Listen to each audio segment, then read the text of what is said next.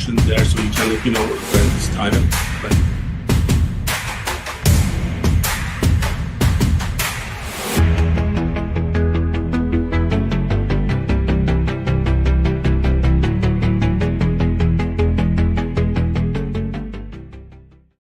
good afternoon and welcome to UnitedTV. My name is Kemal Erkan. Today is February 28, 2025. Today we are going to have a little bit different topic than our usual, and as our guest is a very special Delawarean who has a lot of responsibilities in the public arena, and hopefully we are going to have a very good discussion with Dr. Tony Allen.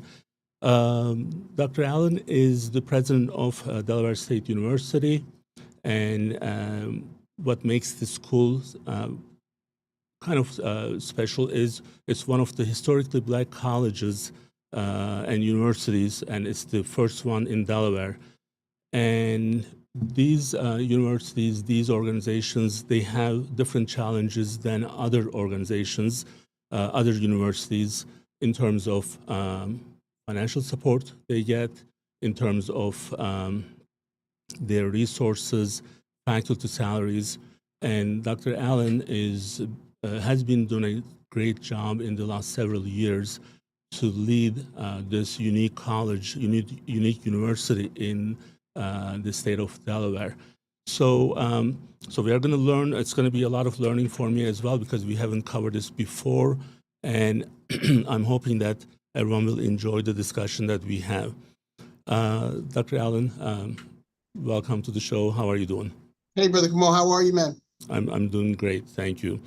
And I do apologize for the delay that we had earlier.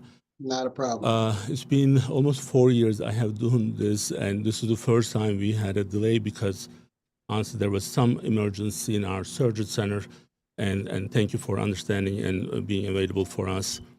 Now, we would like to get to know you and get your organization. So if you can give us a brief background on you, who you are. We just find out that you and we worked together in the past, but both we couldn't remember, but I actually checked my records to see if I knew you before. Definitely we were in same group of people who work for certain purposes, well, AKA Jack Markell, I guess I can't say the name. So tell us who you are. Yeah, I'm Tony Allen. Glad to be on the show, first of all. A very proud Delawarean. Been here since I grew up here, went to the public school system here, went to the University of Delaware as well, and have been in nonprofit, private, and public sectors throughout my career. Last 7 years, I have been at Delaware State, 2 years as provost, now 5 years as president. Delaware State is something I had hoped for and worked very diligently toward. It is 134 years old, as you said, the only historically black college university in Delaware, but among the 101 HBCUs in the country, which is a rich and proud tradition. HBCUs have been around for about 188 years, actually starting out with Cheney University, which is just right up the road from Delaware. And the second one is Lincoln, which is also just right up the road. So we are very proud of the graduates that we produce, the students we have today, and what we think our trajectory is for the future. So you did a lot of different things prior to joining the university. So, well, you worked with Joe Biden. I did. I think Joe Biden now is probably resting at Rehoboth Beach. Probably he's having some good weather day there now. He doesn't have to be so busy anymore. So how was he deserves some good rest. He does, good right? Work. So I think he's a year younger than my dad, and I kind of admire the energy that they have. So being the president is not an easy job. So almost like 12, 13-hour full schedule. You know, you have to kind of give them credit. So well, I would tell you, Kamal, don't mean to interrupt you, but he's special to me, obviously personally, but also to Delaware State. He started his first Senate campaign on the hallowed grounds of Delaware State University in 1972. And that is a big honor for us. He also appointed me his chair of the President's Board of Advisors on HBCUs several years ago. So that gave us an opportunity to really have the president's ear. And I can tell you that more than any other president in the history of the Republic, Joe Biden has contributed to HBCUs substantively, both in word and deed, upwards of about $17 billion across many of the issue areas that make HBCUs strong. That's good to hear. Now, Dr. Allen, so after working in the corporate work and the public services, going into the education and also the level that you got into that is you are the president of this college, this university. How did you make that decision? It's an interesting question. I will tell you that in 1995, I had 10 goals, wrote down 10 goals. So it's 25.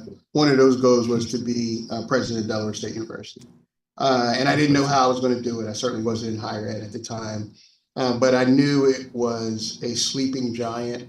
Wanted to spend some time really thinking through how to really put a loudspeaker on all the things I knew Delaware State was and could be. And in 2008, I tried to become the president and got to the finals of their search process and was so good that they scrapped the search and started over.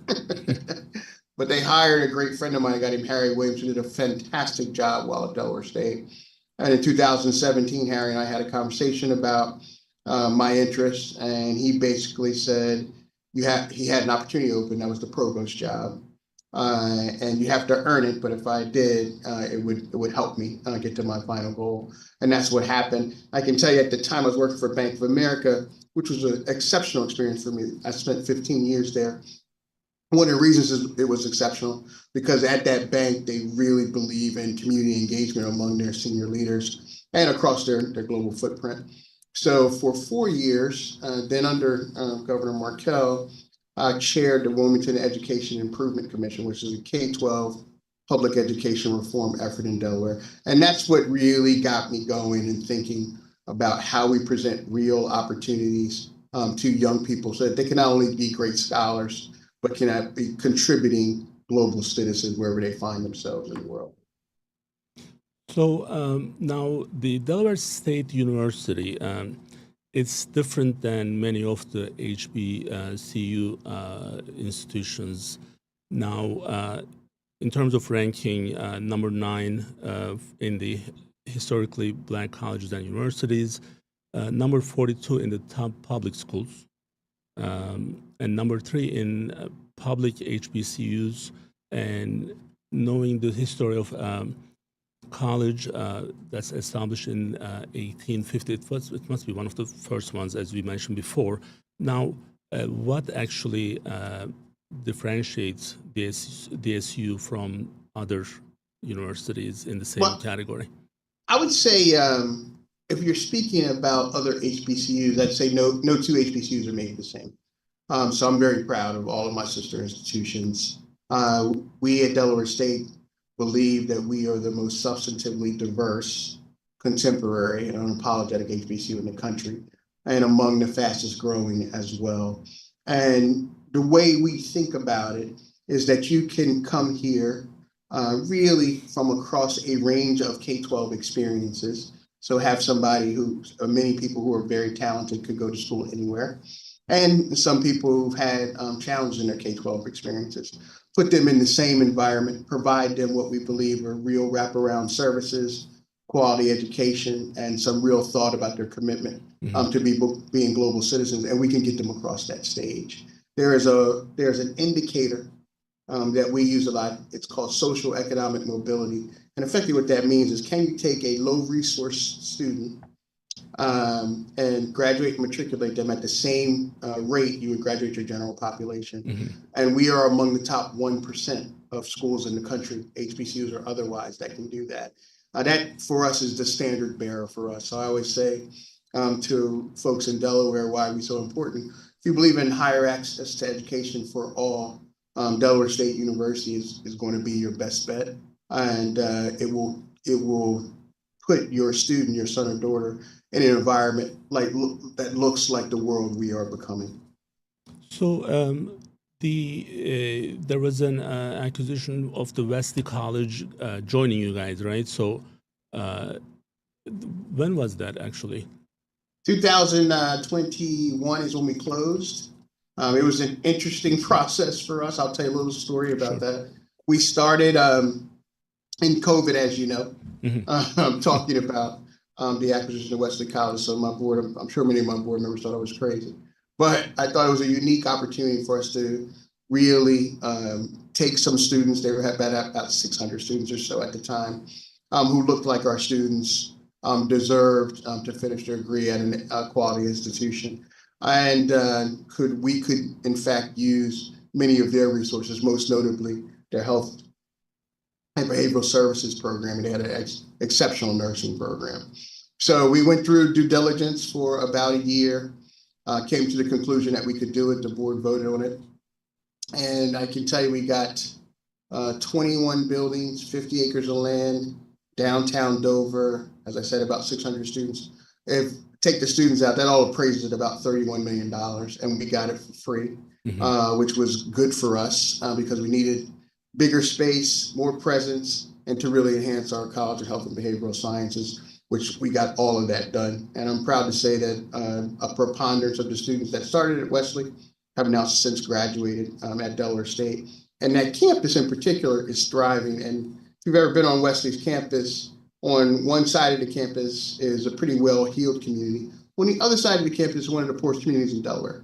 And we wanted to make sure that we could connect with both communities, but particularly that low-resource community who had students and parents that believe in Del State in a very real way. We wanted to make sure that we could pull them in to the campus that they can call their neighbor, and that's what happened. That's what's happened. So I'm quite proud of what's happening at Wesley College. And I can tell you, we were the first HBCU to ever acquire another institution.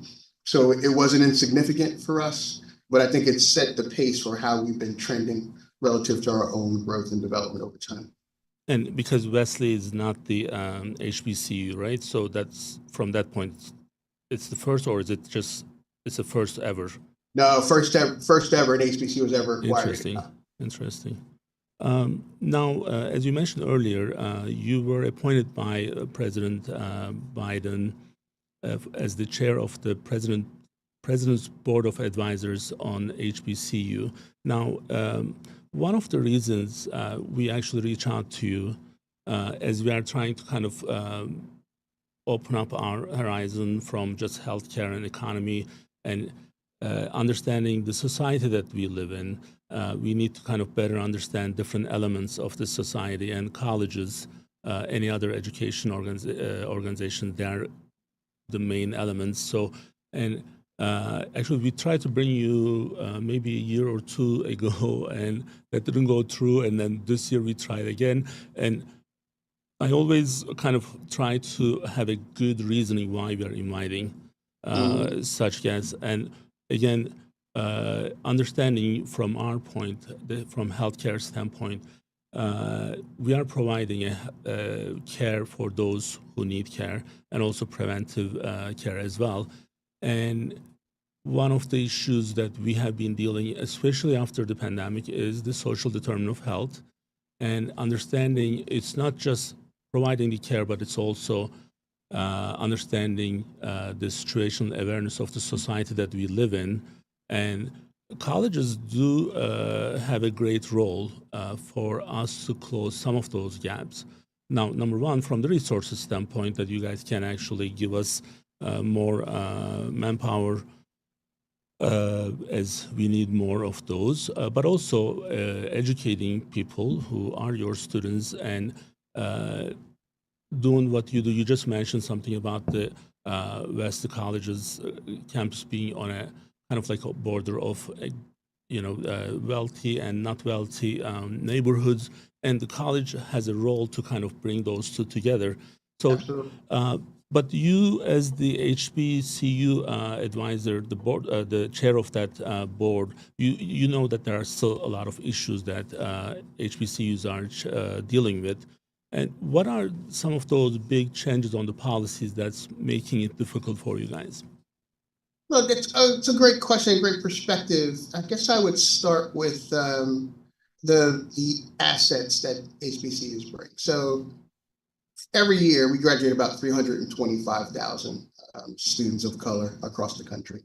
325,000 of those 101. And United Negro College Fund did a study about 2 years ago that effectively asked the question, what is the key indicator for an African American from a low resource community actually getting into the middle class today? Mm-hmm. And the answer came back, the attendance at an HBCU. So it's just that important that even today, where lots of kids have lots of other options, to get into the middle class from a low resource community, their biggest indicator is their attendance at an HBCU. So from an assets standpoint, that's important to know. The other thing I would say is we contribute about $16 billion to the GDP every year collectively. So we are a big economic engine, to your point, in communities we call home, many communities of which are low resource. So it's really important that a university like ours and others are anchors in those communities and strong as a result. When I was chairing the board for President Biden, we had 4 areas of interest. The first was physical and technological infrastructure. We already know we provide quality education, but we wanted our living and learning spaces to match that education. And sometimes because of systemic, historic inequities, that is simply not the case. But in order to compete for a student, regardless of where they come from or what they look like, they and their parents are going to want real world contemporary living and learning spaces. And we needed the president and the administration to understand that. And in kind, they acted aggressively on that front. The second one was research. So we believe in particular that the research that we do, particularly as it relates to disproportionate realities between different groups, whether that be racial or ethnic, is important to understanding what's happening across our country. Unfortunately, we as an HBCU community do not give nearly enough in research dollars that we have capacity for. So I'll give you one example. There's one university that I will keep nameless that gets more funding in research and contracting dollars every year from the government than the 101 HBCUs combined. So our opportunity really is important, and we believe we have the manpower, the scholarly manpower, woman power to do the work that is effective. So why is that happening? Like, what's the reason? What's the underlying issue there? How is that Two impossible? things. I think there are 2 things. One, there is a sense that we are so under-resourced that we don't have the capacity to do it. That's not true. I can tell you, 2017, Delaware State had a $17 million research portfolio. Today, we have a $45 million research portfolio. So we can prove that if you give us an opportunity, we can deliver. The other thing is most schools grow from a research perspective by getting these kinds of investments.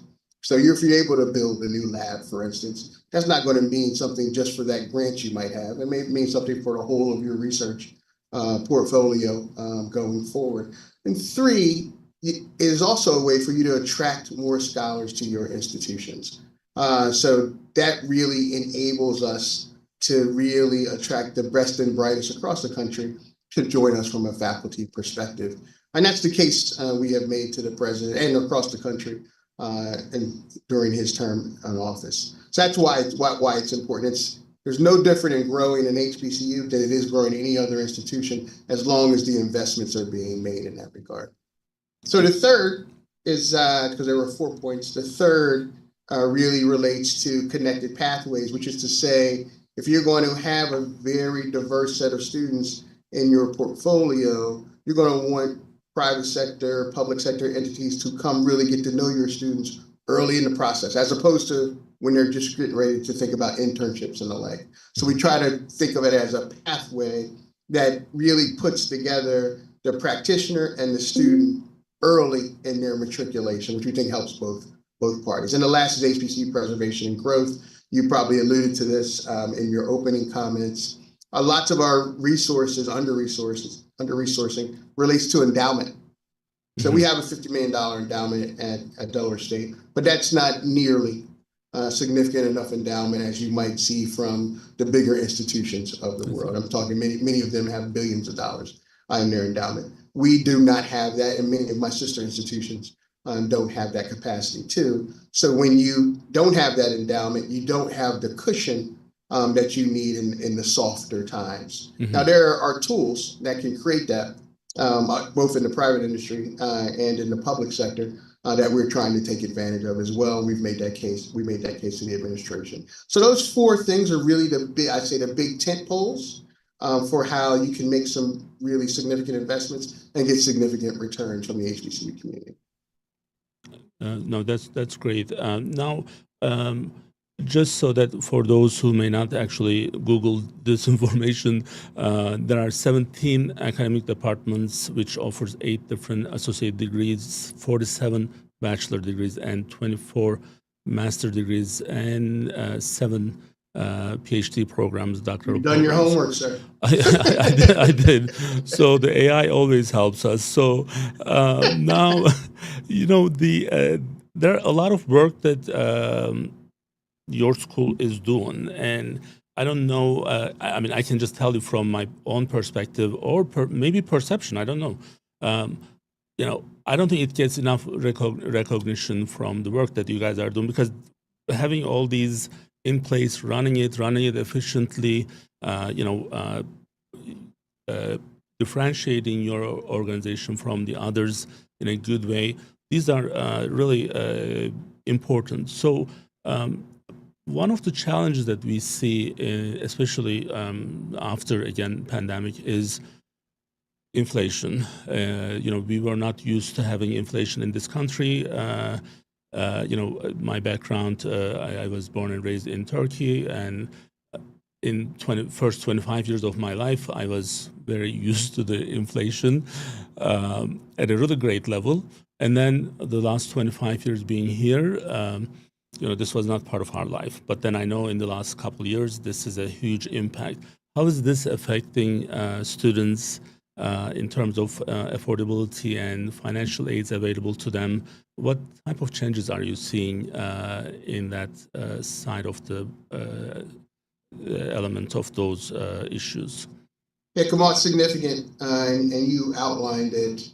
The inflationary pressure we see on just making sure that we can stand up our business every day is not insignificant. Something we pay attention to while trying to juggle, to your point, the affordability issue. So just to give you a sense, there was 10 or 15 years where we didn't raise tuition at all. And over this last couple of years, we've had modest tuition increases to really create a low-cost, high-value experience. We've had to do it to keep up with some of the challenges that you mentioned, but we've done it in a really thoughtful way, in my view. And I can tell you that it costs about $8,500 for a year to go to Delaware State. Mm-hmm. So it is already a low-cost proposition. So we still feel like we have some elasticity to continue to make sure that we're pricing appropriately, giving the students a quality education experience and keeping the lights on. Here's what I think Delaware has done well, and I give Governor John Carney a lot of credit here. We spent a fair amount of time building the Inspire program. Inspire, in fact, you said you have a 2.75, you have a commitment to public service while you're in school at Delaware State. Mm-hmm. The state will pay, and you're graduating senior from a Delaware high school. The state will pay full tuition 4 years for you to come to Delaware State University. So to give you a sense that went into effect those 4 years went into effect about 3 years ago. Just to give you a sense of what's happening as a result, about 80% of all our incoming in-state freshmen are Inspire scholars now. Mm-hmm. So they see the unique opportunity. And to your point about affordability, that does a lot to ease the fears of parents and students who are trying to think of ways to pay for school.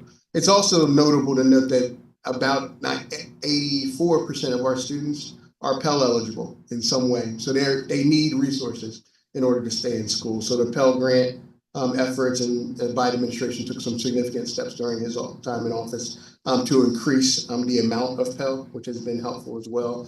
And then we spend a fair amount of time raising private money Just last year, and every December we have a scholarship ball. Just past December, we raised about $4.5 million specifically for scholarships for our students. Now, you were able to actually grow the enrollment in the last 5 years by 25%, right? So I don't know if you mentioned that in, sometimes when, I'm doing these, I'm always ready for the next question. And then no problem. You're right, though. I may miss some of the stuff that you are saying. I apologize. So, but the 25% enrollment growth in the time that this is like post-pandemic, that's pretty significant. So, there must be something that you are doing. You are the head of that organization, right? So there must be something you are doing better than others are not. So, what is that actually? I can tell you from the CEO standpoint. So I don't know if it's better or not, but I tell you this: the Inspire Scholarship has helped us tremendously. So that we've become a very good partner with the state. And when you can take tuition off the table for talented students and their families, more of those students will come. Second thing is we have an early college school. So I very much believe in deepening the talent pipeline. So instead of waiting till they get to you as a freshman, if you can get to them early in the pipeline, they're going to have a better shot of understanding how to get to school, what school to go to, and then how to matriculate to that school successfully. We have an early college school that is 7th through the 12th grade. It's 600 students. We've had it now, celebrating its 10th year. Those students can earn up to 60 college credits in classes with our university students before they're ever admitted into any institution. So you earn up to 60 college credits, tuition free, by the way. That makes you second semester sophomore, first semester junior, and you haven't paid for school yet. I'll take you back to the Inspire Scholarship. So if you qualify for the Inspire Scholarship, most of our early college school students do, then they have 2 more years, again, tuition free because they're Inspire Scholars, to get their undergraduate degree. This has worked so well that many of our students have, in 4 years, graduating from the early college school, have not only gotten their undergraduate degree, they've gotten their master's degrees. So it really is interesting. Now, all of them don't go to Delaware State. We've got about 57% of them go to Delaware State, but 94% of them go to college in general. So we really believe that the talent pipeline is important. And the last thing I'd mention, I think is important, is our online footprint.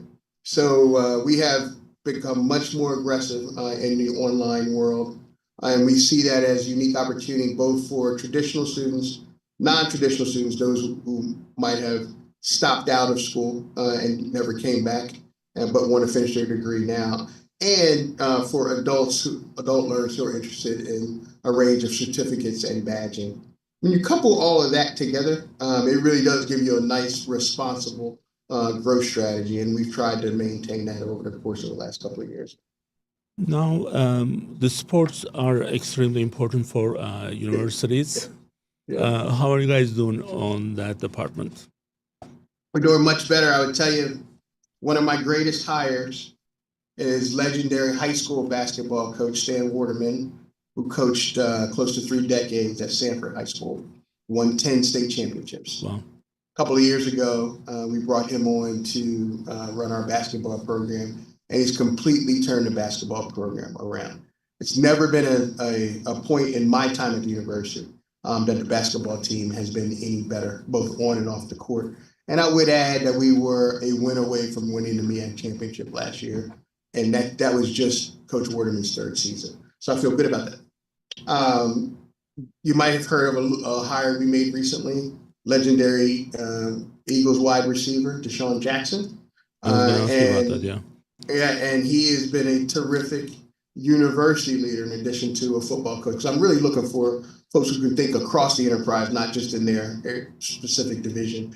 And he's brought a certain energy to the program, and the program's had a rough couple of years that I think is going to turn itself around here quickly. So I'm feeling very good about that. You should know, generally, we're tied for the most sports programs in our conference with Howard University. Mm-hmm. We have a range of different programs. We're bringing on a women's wrestling program. We have an equestrian program you might know as well, and a triathlon program too. Our volleyball team has won the MEAC 2 in the last 3 years. So I feel pretty strong about what they're doing on the field. Even those teams who are struggling, because I think they're getting some really good leaders in place now. But I feel even better about what they're doing off the field. They collectively, our student athletes carry about a 3.2 GPA and continue to not only do what they need to do in their athletic career, but make contributions to the local community as well. Absolutely. So I think the sports in the United States colleges, universities, unless people do go outside of United States and see what's happening in other countries, they really don't know how good we have here. So I went to one of the best colleges in Turkey, and we didn't have a really good, strong team of any sports team. We have to take like 107 credits to finish, maybe more than that. I don't know. Like it was so much work, so much studying, and you almost kind of not able to adopt certain lifestyle changes, because this is how we are getting ready for life, right? So it's not just isolating for 4 years and then you just come back and do something else. So this sports part of it is something that other countries really need to see this as an example, and I think we are doing a really good job. And there are so many talented people. I have one in my studio right now. You met him earlier. So he played for UD, and then I have one tennis player, Alp Santai. He played for Penn State. He was in their tennis team. Unfortunately, I didn't qualify for any of those, but I'm still playing tennis on a regular basis, though. So like the quality that they can get is kind of like what I was probably trying to emphasize.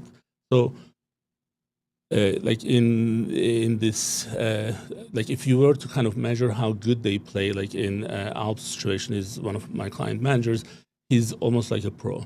Like he was actually ranked. Well, I forgot to mention that she's going to probably be upset. I have Anna Melnikova from Goldie Beacom. She played tennis there, and she's one of our managers here. And the level of play is at a pro level. So, and then that means they are able to get their education. They are able to play so great. Now, I've been taking lessons for so many years. I have a coach on a weekly basis. Getting to that level. Get some lessons from her. Well, no, she just beat me up every time we play. So I can get a single set. So I can get some games though. So, but they're still nice enough to play with me. So, kind of like charity. That's their charity when they play with me.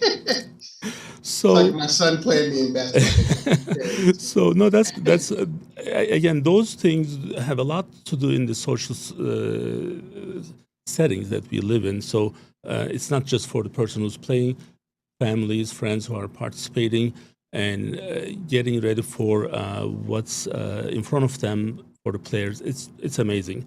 So and I'm so glad that you guys are doing a lot of good things on your side with these transfers that you have. Now, one, and I know we have we kind of start late, and then I know we have limited time to finish, but I do want to actually mention with the current changes happening with the administration in the White House, your school is one of those schools you are almost at 70% of the students who are Pell eligible. This is for the federal funding that your students are able to get. Right now, your portfolio is, you mentioned about 40 million-ish. Are you worried about the changes that's coming to your way? It's so funny you mentioned Kemal. I just did 2 speaking engagements yesterday, and I said this because I've been thinking about it. This is not the time to worry. It's the time to get to work. And I feel like we have seen ups and downs from various administrations over the course of HBCU's 188-year history, and we've gotten through them. We'll get through them now too. The one thing I would say is HBCUs are not particularly a partisan issue. We have a congressional caucus in both houses that is focused on HBCUs. On the House, one is a Republican, one is a Democrat. In the Senate, One is a Republican, one is a Democrat, and that Democrat's Chris Coons, our senior senator here in Delaware. And I have always worked on both sides of the aisle and have really seen the appreciation that both sides of the aisle have for HBCUs. As I said, we're an economic driver. We contribute to many of the communities that they represent.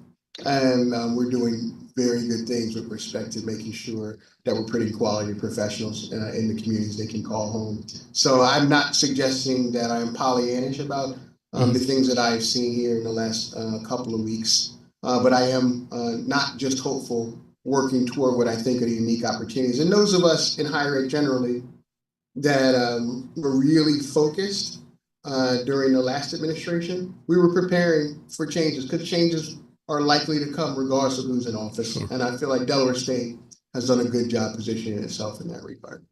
And, I know some of the changes are being presented in a really kind of exaggerated way, in my opinion, when these things are happening. And as much as, people criticize President Trump, I think when it comes to these social issues, I don't believe that he's this conservative, for example. When you have 3 wives and your son-in-law is Jewish and your 2 wives were models, you can be that conservative, right? So, he has different ways of what he sees in how he presents himself versus how actually he processes things. And I'm hoping that some of these things are just exaggerated, and I know that at the end of the day, we need to make the right decisions for the societies that we live in. One of the things that we covered last week, what happens when we don't actually have, when we don't pay our taxes, right? So while the taxes are being paid for not just for the roads and other things, but there's a lot of the well-being to keep the society together. So if you are not able to take care of those who has different needs, special needs, like Medicaid program, if you actually just leave that population alone, that's going to come back to you. It's like a huge snowball. It's going to smash you because they need it, and we need to live in a peaceful society.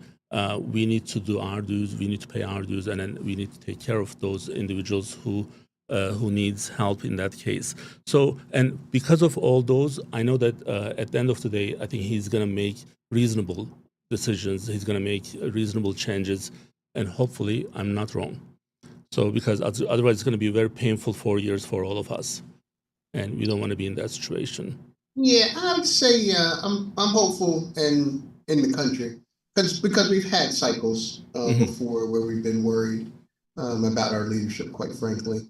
And some of that has not proved particularly helpful for a part of our American citizenry. But we've always gotten through it and always become better as a result. So I believe in the system of government, what it represents for the people, and I don't see it as any one person's singular authority. And I think we the people is real.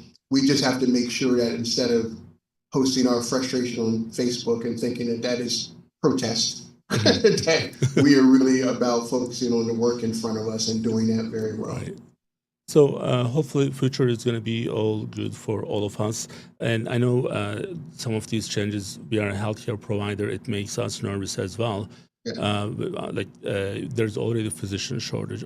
Now, one thing that I know this is not part of my questions that I planned, but medical school, when can we have a medical school in Delaware? And you mentioned Howard. You mentioned Howard, your sister school, I believe, right? Howard in DC. Yeah, Howard does have and a great. I hired so many physicians from Howard in the last 20 years. Great people. So why can't we have one in Delaware? Let me tell you, your new governor believes in a medical school, as I'm sure you know. We are interested in any discussions around that makes sense for Delaware, makes sense for Delaware State University, and have entertained some of those discussions in a thoughtful way here. I don't know where all of that will lead us, but not only do we have a physician's shortage, we have a nursing shortage. Absolutely. Which is critical as well.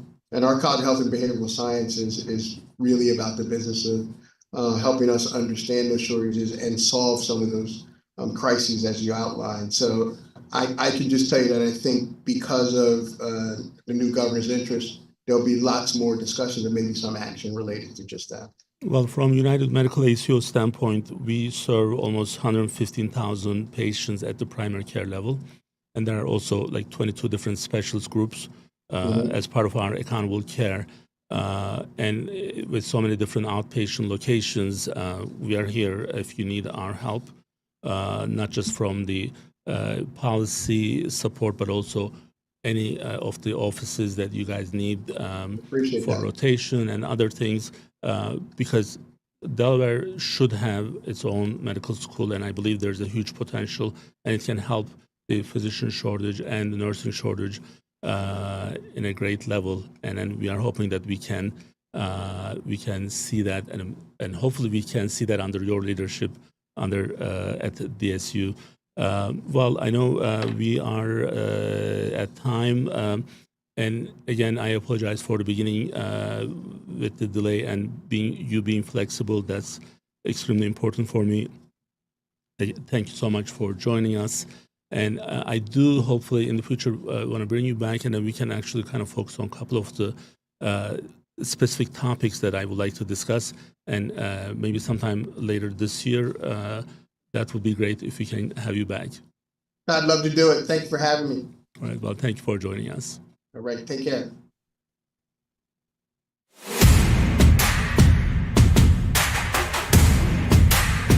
There, so you can let me know when it's time.